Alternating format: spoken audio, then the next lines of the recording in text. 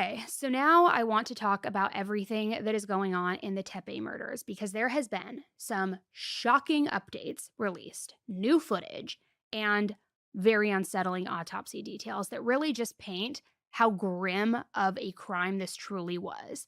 So, new autopsy reports are revealing just how brutal the killings of Monique and Spencer Tempe allegedly were. And like I said, these details are deeply disturbing. Now, before we get into those, I do want to give you a quick reminder of how this case unfolded in case you are unfamiliar and you're hearing it for the first time, so that you're not like, Annie, what are you even talking about? Give me the backstory. So, Monique was 39 years old, and her husband Spencer was 37 years old.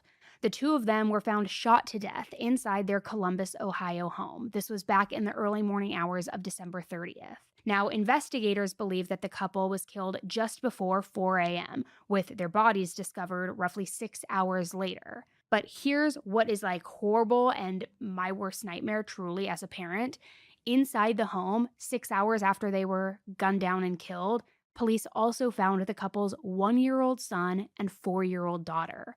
Luckily, the two of them were unharmed, and they also found the family dog also unharmed. So, for a couple weeks, nobody really knew what happened. They didn't know if this was a home invasion gone wrong, if this was targeted, who was behind it, and there was like a 10-day manhunt trying to figure out who was responsible. However, less than 2 weeks later, Monique's ex-husband, Michael McKee, a 39-year-old vascular surgeon, was arrested. This was following that 10-day manhunt I mentioned. He was located in Rockford, Illinois, which is about 440 miles away from Columbus. He ended up being extradited back to Ohio. It's now where he's at current. He's being held without bond, and he's been charged with 4 counts of aggravated murder and 1 count of aggravated burglary. He's also pleaded not guilty.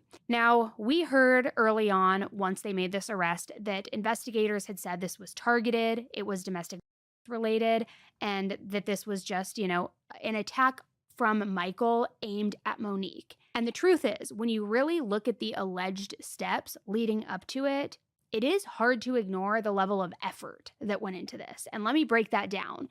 Because surveillance footage allegedly shows Michael entering Monique and Spencer's home on December 6th, which was 3 weeks before the murders. They weren't murdered until the 30th. This was while the couple was out of town for a big game in Indiana. So investigators believe that this visit of his, it could have been like this recon style visit, basically an opportunity for him to understand the layout of the home, different entry points, timing, all while he concocted his master plan. We also don't know if Monique and Spencer, while they were at the game, were notified that Michael was at the property, or if maybe Michael sent Monique some sort of like taunting text message being like, oh, I see your coffee maker is left on, or I see, like, look how easy it was for me to get into your house, or something of that nature.